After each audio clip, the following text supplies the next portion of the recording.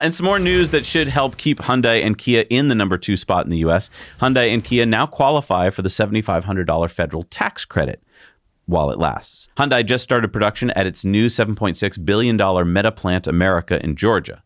Hyundai worked hard to get that plant up and running right after the Inflation Reduction Act was passed in August of 2022. Wow. So 2 years from start of plant construction to start of vehicle production. Yeah. I mean, they started rolling these new American-made Ioniq 5s off the line in October, followed by the 3-row SUV Ioniq 9s right after that. And now Kia is building the 3-row EV9 and the EV6 at their West Point, Georgia plant. So both these models qualify for the tax credit as well. And not to be left out, Genesis, which is Hyundai's luxury brand, is making their GV70 electrified at Hyundai's plant in Montgomery, Alabama. Okay, so 5 models that will now get $7,500 right off the sticker price for those who qualify. Yep.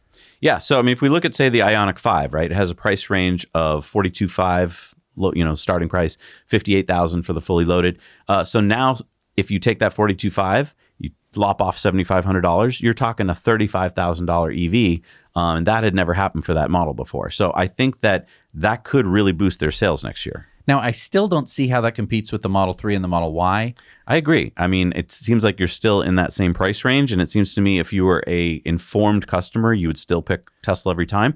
But I think a lot of people go down to their local car dealer as they have their whole lives, and they peruse what's on the lot. And that's how they make their decisions. And to give credit to Hyundai and Kia, they should be the first EVs, non-Tesla EVs, that have the Tesla plug, right, which means that going to a supercharger is going to be a lot easier. The biggest question for me, though, is are they going to have access to all of the superchargers? Right. At the moment, they don't, but maybe it'll grow over time. We just don't know yet. I just also wanted to point out that they were hoping to get what's called a 48C tax incentive. So part of that big Inflation Reduction Act spending was billions of dollars for part suppliers.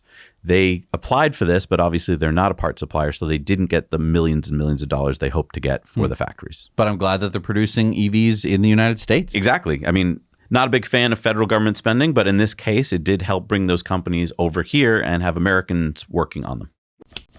Hey, everybody. Thanks so much for watching Now You Know Clips. You can watch full episodes of Tesla Time News on Tuesdays and in-depths on Fridays. Just click the link down below and head over to the Now You Know channel.